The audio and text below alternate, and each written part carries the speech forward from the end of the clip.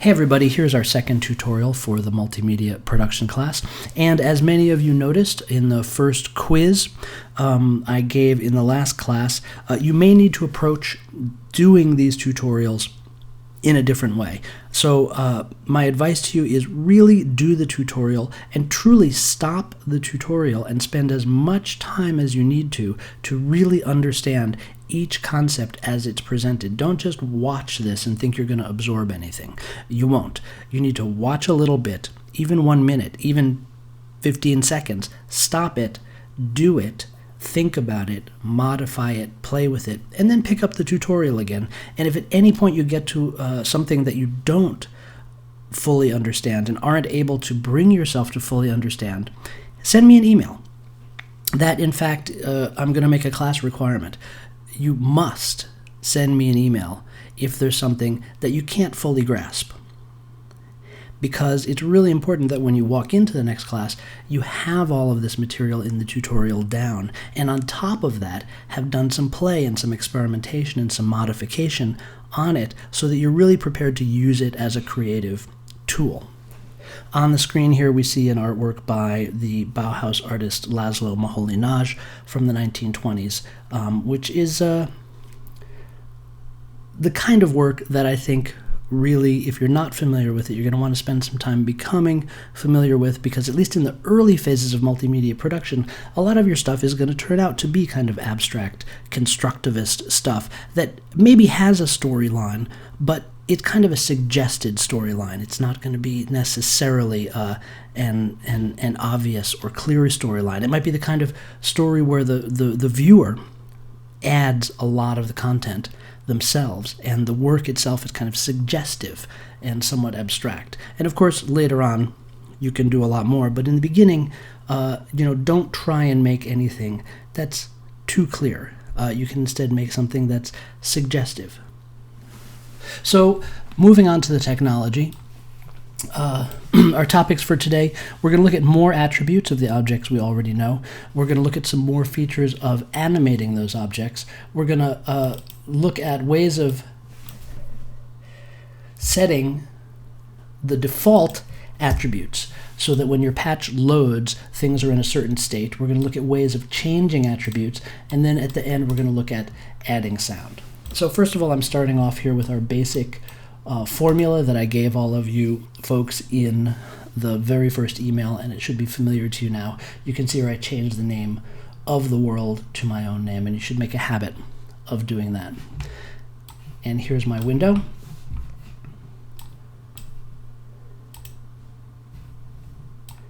And you can see I've zoomed in here to 150% size, so things are a little bit bigger and easier to work with, and I've set my font to Monaco. And my world is rendering right now.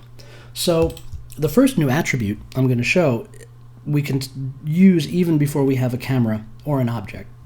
I'm going to add an attribute to the world itself. There's two ways, well there's more than two ways, but the two ways we've talked about to add an attribute are to click on the yellow circle here with the black arrow in it, choose the attribute you want, and select it. We're going to look at the attribute erase color. And the second way to add an attribute is to create a new, by pressing the N key, a new attrui object, attrui object. Connect that to the object whose attributes we want to change, and we'll see that that menu is then populated with all the object's attributes, and we're working with the erase color. So erase color controls the background color, which is ordinarily a gray, and we can set it to whatever we want. I can make the background color red, or I can make it kind of orange, or I can make it kind of blue.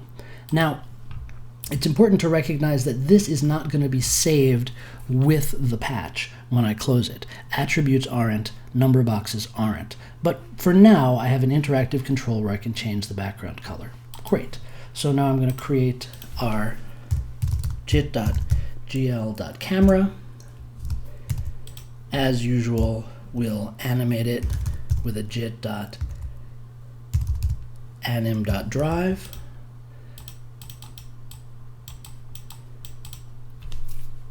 And then we'll send it a message telling it where to move to. move to 0, 0, and 15 meters away at a speed of 1 second. So move to X, Y, Z speed, lock our patcher, click it, and we could also add an object here, jit.gl.gridshape, and that's going to place an object at the center of our world, and we've already zoomed to 15 meters away, so we see that object is pretty far off. So let's look next at some attributes of the grid shape object. So by clicking on the yellow circle, black arrow, I can get a list of the attributes. The first attribute I want to look at, we've already seen it actually a couple of times, is lighting enable. The lighting enable attribute by default is off, which gives us a flat, two-dimensional looking circle, but actually this is a sphere. And if we turn on lighting, we see the spherical nature of the object itself. So lighting enable is what allows us to enter into an actual three-dimensional world. Let's look also at the various shapes that we can use, because so far we've only really looked at the sphere. So if we go to the shape attribute, we see we have a list to choose from. We have sphere, we have torus, which is a donut shape, we have cylinder, we have open cylinder, we have cube, open cube, and then we also, if we want a real circle, we can choose circle as our shape. And now, even with lighting enabled, we still see a two-dimensional flat circle. I'm going to, for the moment, put us into cube, because that will let us look at the next attribute, which is rotate XYZ. Rotate XYZ allows us to rotate, and this is measured in degrees, rotate on the x-axis, the y-axis, and the z-axis. So this takes a minute to wrap your head around, rotation.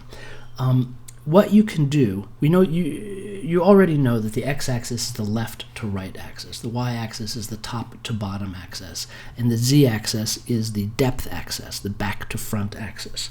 So when you think about XYZ rotation, what you can imagine is placing a skewer through the object and rotating on that axis. So if I rotate on the x-axis, it means I'm placing a skewer through the object left to right, and then turning the skewer. So here we go.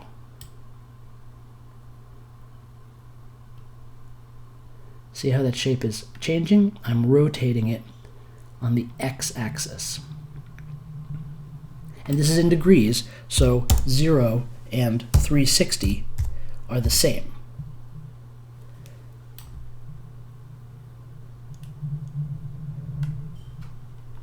Similarly, if I rotate on the y-axis, that's putting a vertical skewer through the object and rotating on that skewer.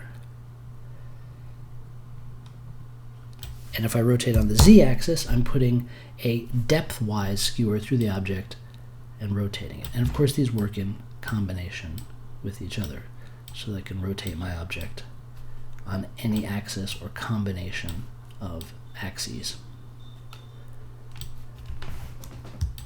So let's take a look at some more attributes. There's a ton of attributes on all of these objects. I'm going to change my zoom here and zoom in on this object a little bit closer so we can see it a bit more clearly. I'm going to move to just 5 meters away from the object. There, now we're nice and close to it. And let's take a look at also an attribute we've seen before, the poly mode. Poly mode, poly is short for polygon. This is the mode in which the polygons of this shape are drawn. So 0, 0 means the faces that are facing towards us are drawn as solid shapes, and the faces that are facing away from us are also drawn as solid shapes. For instance, if I change poly mode to 1, 0, the faces facing towards us are now drawn as what we call a wireframe. But the faces that are facing away from us are still drawn as solid. And if I change to poly mode 1, 1, then all faces are drawn in wireframe. And this is a great way to sort of see the actual volume of the objects that you're creating. And there's also a poly mode 2, which draws the points at which the vertices of the polygons meet. So it basically draws dots.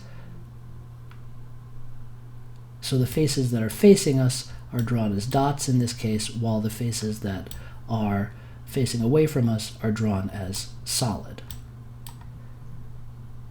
And if I want them all to be drawn as dots, I can go to poly mode 2, 2. And now it's a little bit hard to see, but my entire cube is there just drawn as dots. So this is useful to help you in visualizations. Typically, and by default, our poly mode is 0, 0. And then the one other attribute that we've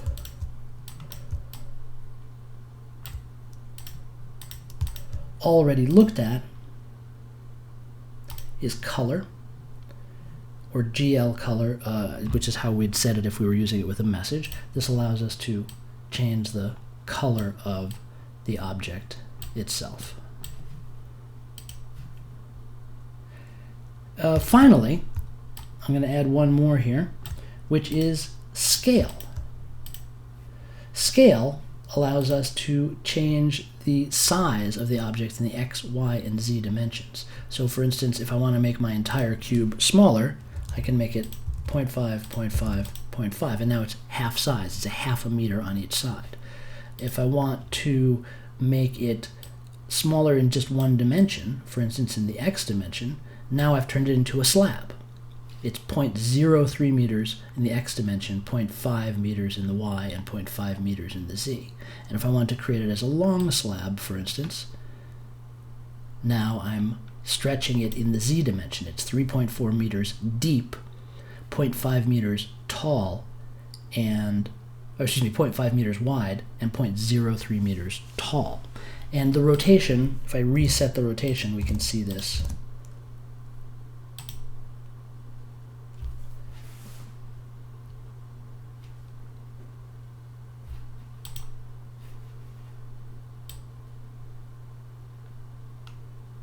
Very clearly.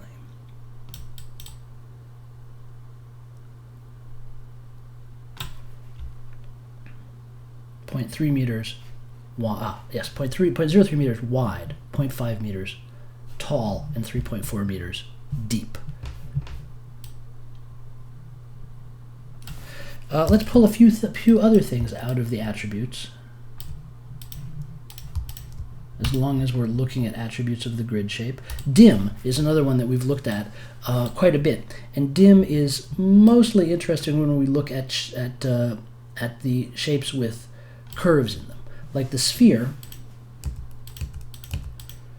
this is 20 by 20. If we change the dimensions down to say 20 by 10, you see we're losing resolution on the z-axis. So if we can rotate it and see it's coarser up and down than it is around. And we can make this more extreme. We can make it high resolution, like 50 and 10, so that it becomes actually more like a top-like shape.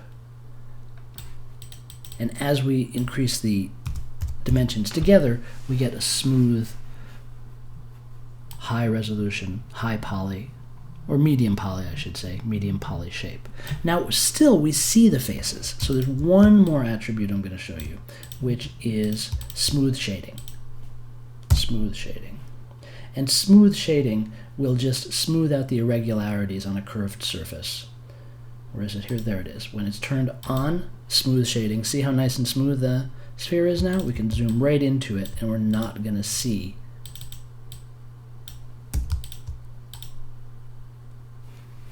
the polygons. If I turn off smooth shading, even at 100 by 100,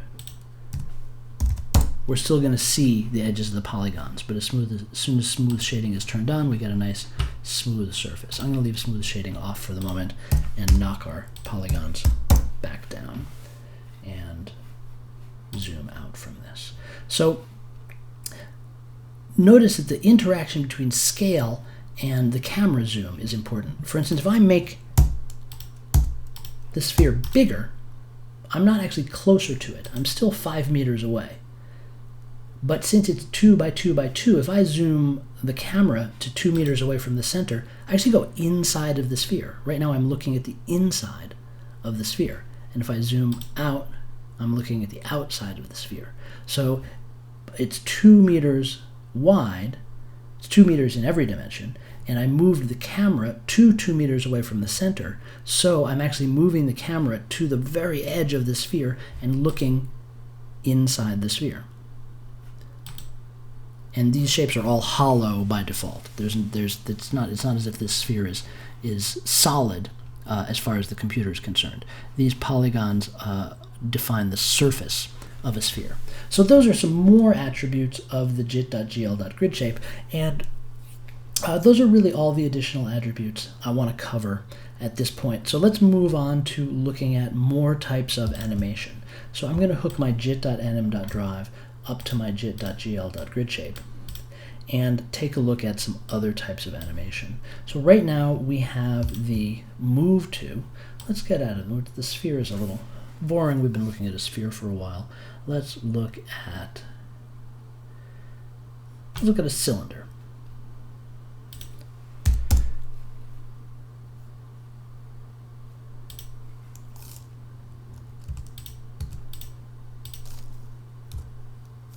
Let's look at a cylinder that's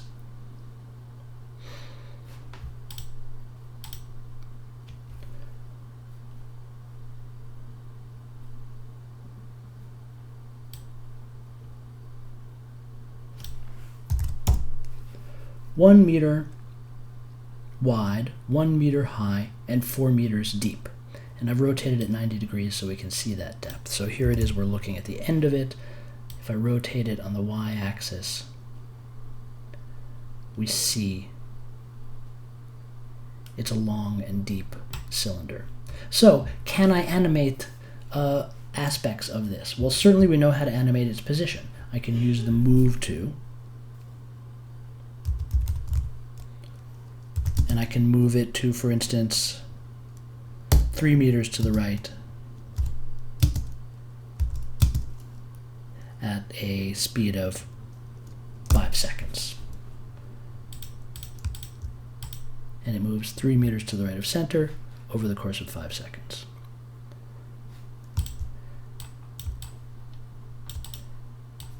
And we didn't work with Z positioning yet, but we can certainly move it in space. So we can move it to 3 meters to the right of center and 10 meters farther away from us.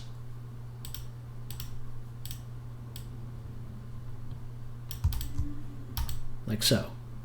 And now the cylinder is going 10 meters further away. And we can bring it back with the other buttons. So the beautiful thing about these messages is each one of them becomes a button as soon as the patch is locked. But what else can we do? Well, we can scale to. We can change the scale. So right now it's 1 meter wide, 1 meter high, and 4 meters long. And we can scale it to, say, 0.5 meters wide, 0.5 meters long, 0.5 meters tall, and 10 meters long. And see how that changes the scale of the object. It's going to get narrower and longer. I need a speed, of course. I'll do this over 5 seconds. It's getting narrower and longer. And look here, the scale attrui is showing us the change. And so as we've looked at, most objects send their messages out an outlet into the inlet of another object. So things come out of the bottom of objects, go into the top of objects. Attrui is an exception where data flows 2 ways. So when we change the scaling of this object, we can see that the scale attribute changes here. And we can also then control the scale with the attrui and use the animation to scale it again. So this is a very powerful tool tool for interacting with our shapes in space. So we can move, we can scale. Can we rotate? Can we animate the rotation? Well, this is an interesting point. We can, but it's not in a simple format as everything has been so far. We need a new object. And this is actually going to take us into the next, it's going to take us into section 4, ways of changing attributes. So these are really a little out of order. Let me actually change this.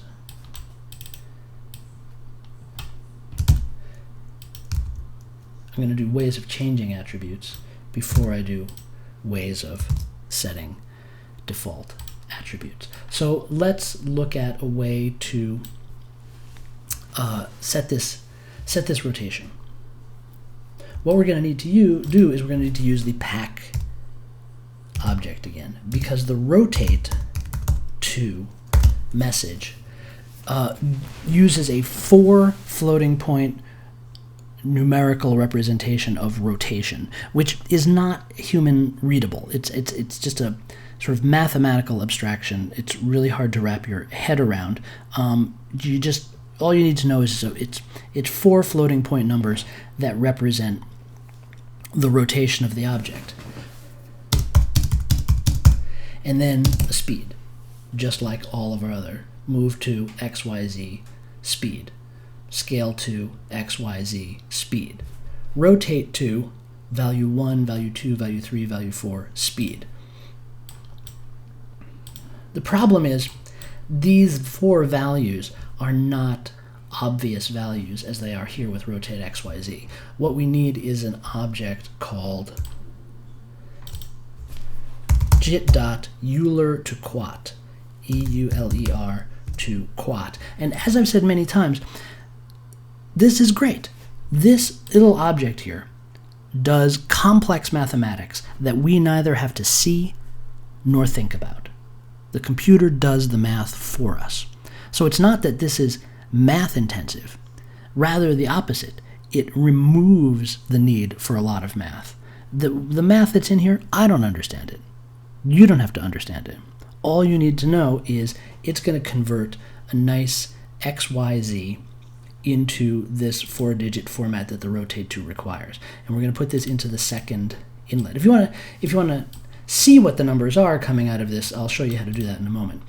So then we need another pack object, and we're going to pack our X, Y, and Z rotations into that. And now, with 3 floating point number boxes, we're working with familiar XYZ rotation as we did here with rotate XYZ. So if I want to animate it to rotate 90 degrees on the x-axis, there's going to rotate 90 degrees on the x-axis. If I want to take it back to 0 degrees on the x-axis, it comes back to 0 degrees. Same on the y-axis. If I wanted to rotate 90 degrees on the y-axis, there it goes, and rotate back.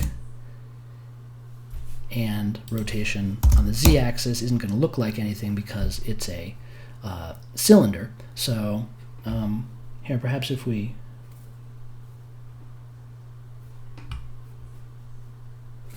going to move it back to the center,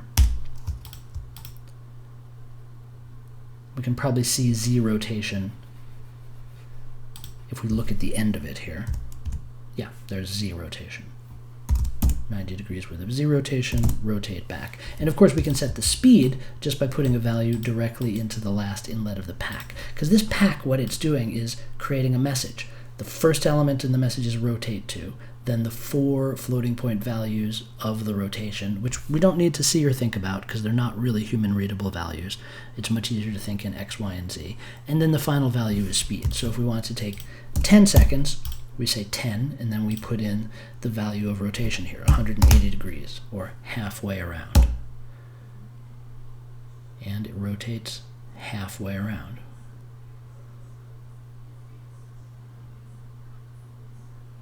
And there's the back end of it. And we rotate it back to 0.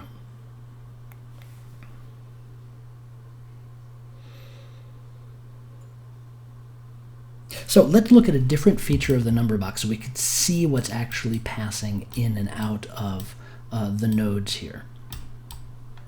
First of all, we can look at the final product by creating a message box, and now we're going to talk about the right inlet of the message box. By connecting this output of the pack to the right inlet of the message box, we get to see what's coming out of the pack. This turns the right inlet of a message box, turns it into a display object that displays what it receives.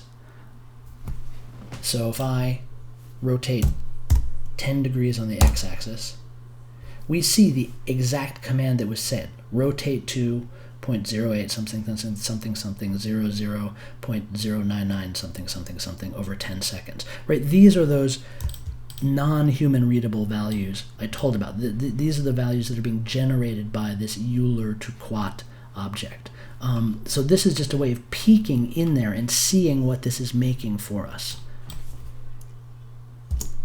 I'll delete that. And you can do that with anything. If you want to see the output of the jit.anim.drive, I can put a message box, hook up to the right inlet of the message box, and for instance, use a move to, and I get to watch what the jit.anim.drive is putting out. It's actually putting out a position command to the jit.gl.gridshape, and I'm spying on it. It's a way of looking at the message by hooking this output of the node up to the right inlet of a message box. And you can use that anytime you want to look at what's being passed along patch cords. Most of the time, not all of the time. Most of the time you can use that to look at what's being passed along patch cords. So let's take a little bit more time looking at ways of changing attributes, because there's really a somewhat complex set of interactions here that you need to really wrap your head around. And you've seen them all, but I just want to go back through them again so you have clarity with them. And of course, take as much time as you need so that you really feel good about them, because this is certainly going to be important to your own work, and it's certainly going to appear on the quizzes. Let's just take one of these attributes and look at different ways to set it. Let's take scale, because scale is interesting, and I'm going to reset scale to 1 meter by 1 meter by 1 meter, and I'm going to go to the cube object. I'm going to actually go to the open cube object, a cube that we can see through, and move my camera a little closer. That's too close. Move my camera a little further away there. Okay, so I have a 1 meter by 1 meter by 1 meter open cube. I'm currently 5 meters away from it, and I've given it a little bit of rotation just so I can see its dimensionality here.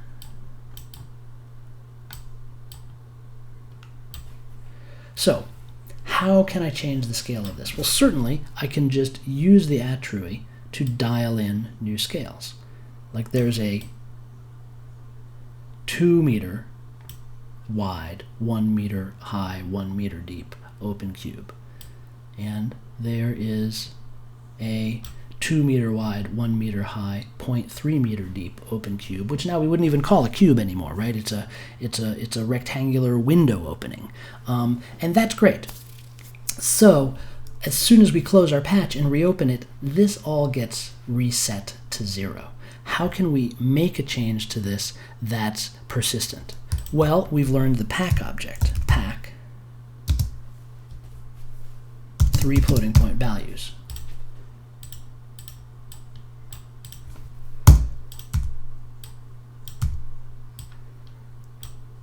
If we hook up number boxes to it, this is great. We have exactly the same control as we did a moment ago. We can control the width, the height, and the depth. So we can make something that's 2 meters wide, 1 meter tall, and 1.5 meters deep. But this actually doesn't solve our problem, because number boxes also reset to 0 every time we open and close our patch. So we still have no way to save this information. And with message boxes, we have our first permanent way of storing information into the patch. So for instance, if I put in a message box 2 and put in another message box 1 and put in a third message box 1.5, these values will still be there when I close and open the patch. So even if these get zeroed out, I can click those 3 buttons and restore those settings. And the nice thing is, as we've seen, as many message boxes as I create, that's how many buttons I have.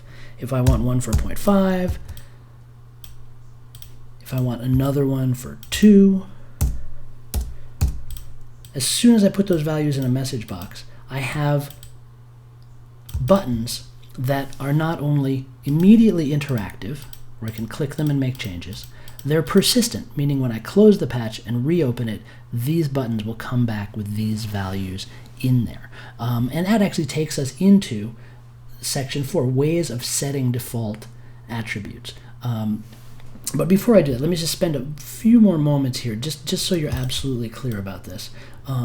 When I make a value in a message box, that is a permanently saved value.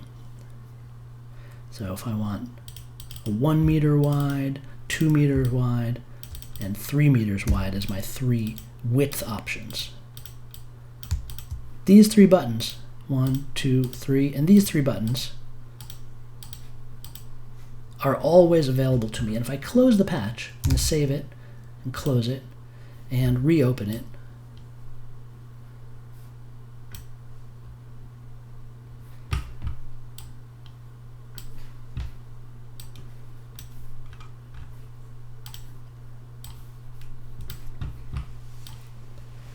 see, everything zeroed out. All of my number boxes went back to 0. Everything went back to the default value. Lighting went back to off. The shape went back to sphere. So I can turn the lighting back on, make this into an open cube again, fly my camera out again. But these message boxes are still exactly where I left them. So if I want to make it 3 meters wide by 1 meter high by 1.5 meters deep, that's available to me immediately. Also, my rotation got reset, so I can go back in here and just add a little rotation so we're looking at this in 3D.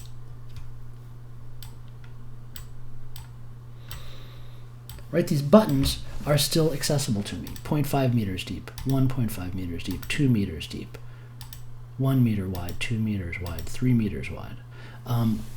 So just putting values into message boxes immediately gives us a way of saving and storing the values for later use. Also, just one other thing, pack creates 3 values. We can't represent 3 values in a floating point number box. We can represent 3 values in a message box. So if I have a particular scale I want this to go into, I can just put all 3 values into a single message box, like 5 meters wide, 2 meters high, and 8 meters deep, and bypass the pack and just send that right into the scale attrui, and there it is. In fact, since all the scale attrui does is send the message scale 528, if I put the word scale here, scale 528, I can send this message directly to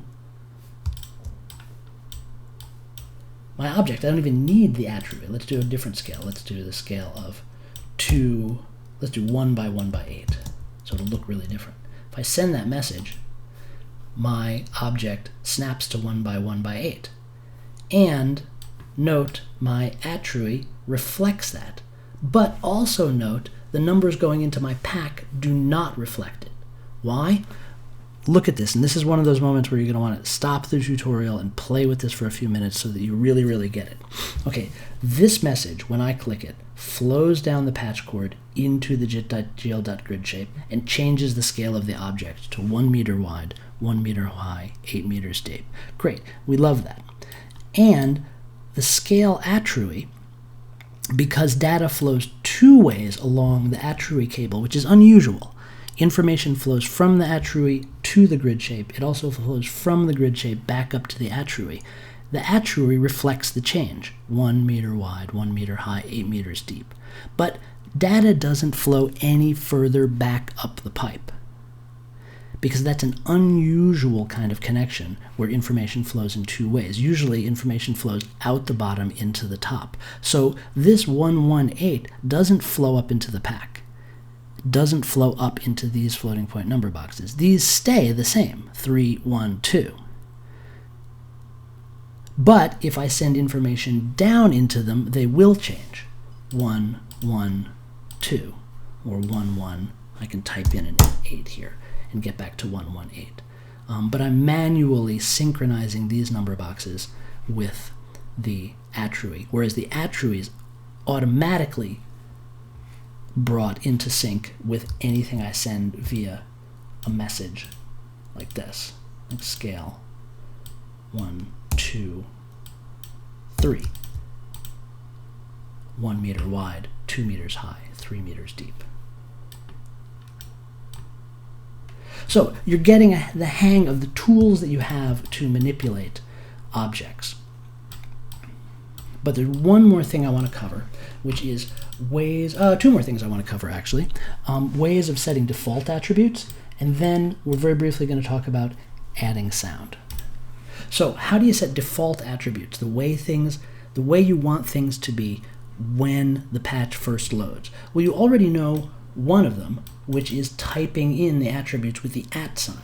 So things that you want to stay the same, next time you open the patch, you just type @ and then the attribute name, and then the arguments to that attribute, or the values you want it to have. So if you like this rotation, you can say rotate x, y, z 22 degrees by -2 degrees by 0 degrees. And next time when I close this and open this, it's going to come back with that rotation set.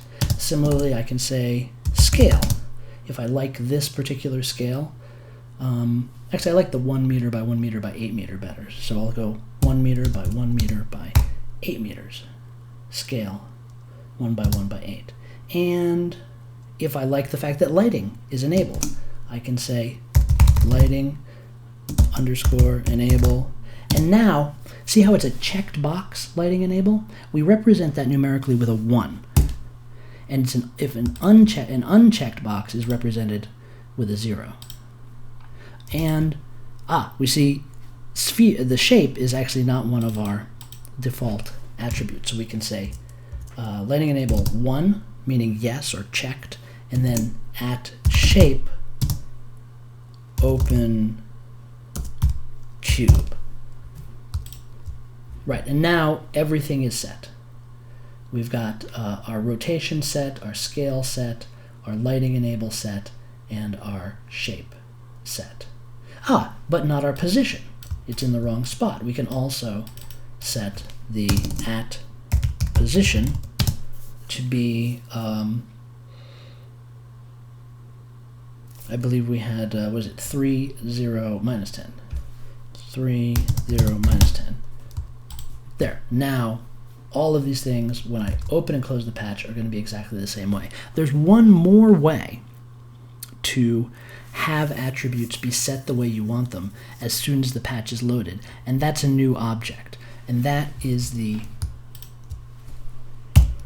LoadBang object. LoadBang is the same as a button, except it's a button that the computer automatically presses as soon as your patch is loaded. So for instance, a very common thing you're going to want to do is probably hook a LoadBang up to your jit.anim.drive so that as soon as the patch is loaded, the camera zooms out. Right? LoadBang is a button that's pressed automatically as soon as the patch loads. So let's take a look at that. When we close this and reopen it, we should see that all of these attributes that we set with the @ sign are going to come back exactly as we left them. And because of the LoadBang object, the camera will automatically, immediately zoom out. And if we want to see it zoom out, here's another thing we can do is we can LoadBang this toggle so that as soon as the patch is opened, our world turns on. And technically, it's probably better to only use one LoadBang in a patch, But for right now, it's okay to use 2. Just don't go crazy. Don't use 8 or 10 load bangs. Minimize the number of load bangs in your patch. For cleanliness right now, we can leave it as 2. So let's save this, open it back up, and you missed it because the window opened on the other screen, but we did see the camera interactively zoom. Oh, we can make this longer and see it again. We'll make this 10 seconds long. That'll give us time to actually see it. Let's close this again. And open recent, patcher. And there it is. The camera is zooming out over 10 seconds automatically because it was load banged to do so. And it's the shape that we specified and the scale that we specified in the rotation because we set those with attributes. And here in the list,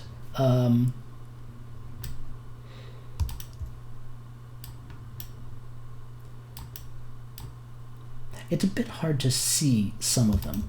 Let's see here if there's an easier way to see the actual... yes, I know what it is. If you click on your object and you click on the inspector and you go down here to the @ sign, that's going to show you the text that you actually have to type in after the @ sign. So lighting enable, right? You know it's called lighting enable, but what's the actual attribute name? What do you have to type in after the @ sign? You can look down the list here and say,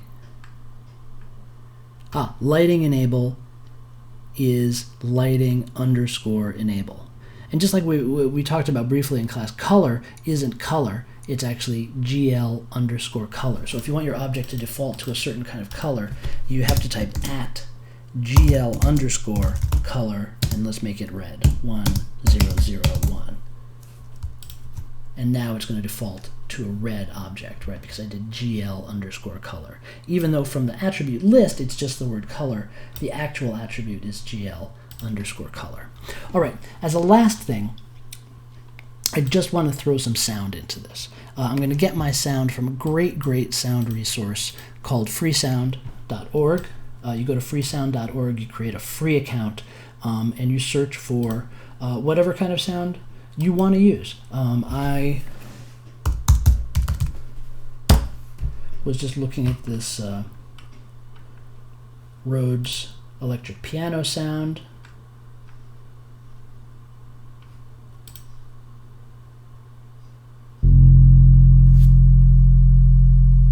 It's a little bit low, maybe you can't hear that.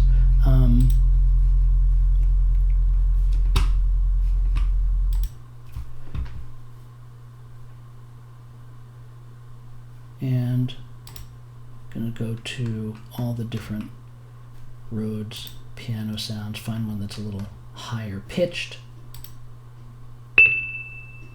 Oh, it's too high pitched. Let's try this one.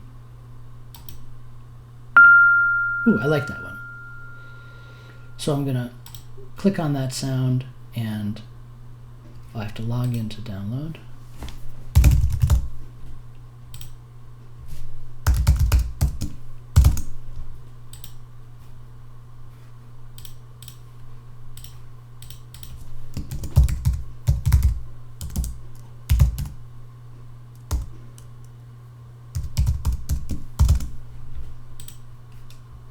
Ooh, I guess I forgot my password. All right, I'll look that up later. In the meantime, I do have these sounds saved elsewhere. I've already downloaded them.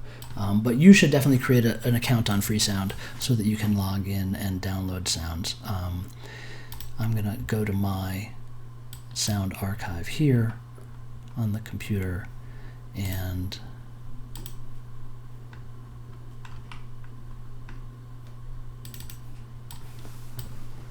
open up my musical samples, and here's all those Fender Rhodes sounds. So anytime you have a sound file on your computer, and I downloaded all of these from Freesound, it's a great resource. In order to access that sound in Macs, all you do is you drag the sound file from your folder where it's stored, your downloads folder, or in my case, I have a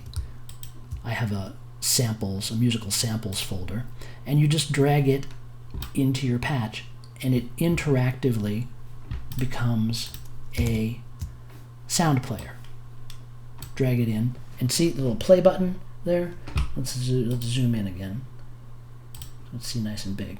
Right? My sound is loaded, and it automatically has a play button. But what does it play to? Well, we want to play it to speakers. So we create a new object, and we create the easy DAC tilde object. The tilde, you don't need to type it, but tilde is the squiggly symbol that's in the upper left-hand corner of the keyboard that you access by hitting Shift and the tilde key. But if you just type EZD, it will auto-complete that for you. Hit return, and it becomes a speaker. And then we take our first two outputs of our sound player, connect them to the speaker, lock the patch, turn the speaker on by clicking it, and then hit the play button.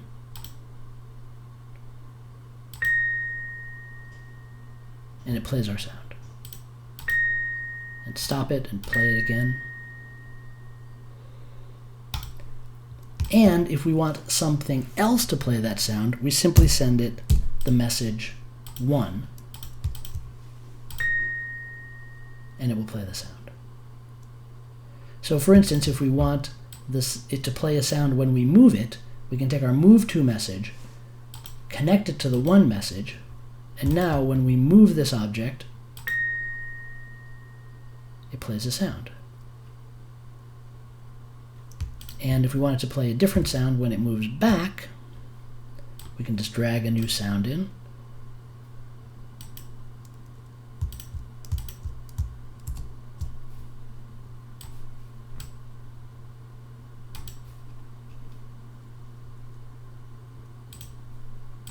My patches, oh, there it is. Oh, here they are. I found them. Connect these sounds also to my speaker. Left and right channel, because these are stereo sounds and we have 2 ears, so one for the left ear and one for the right ear.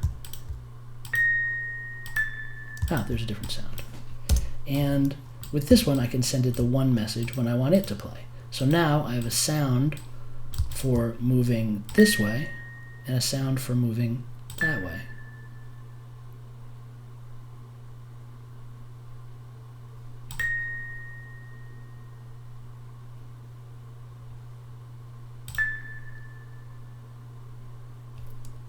And just as one final note, because we're at about the 45-minute mark, which is about as long as I like to make these, I drag these in as 2 separate sound files. Another neat thing that you can do is drag 2 sound files in at the same time. So I take the 2 sound files, drag them in, and they are grouped together into a single player. I connect this player to my speaker icon, and now I can play the first sound with 1 and the second sound with the message 2, sent to the same inlet.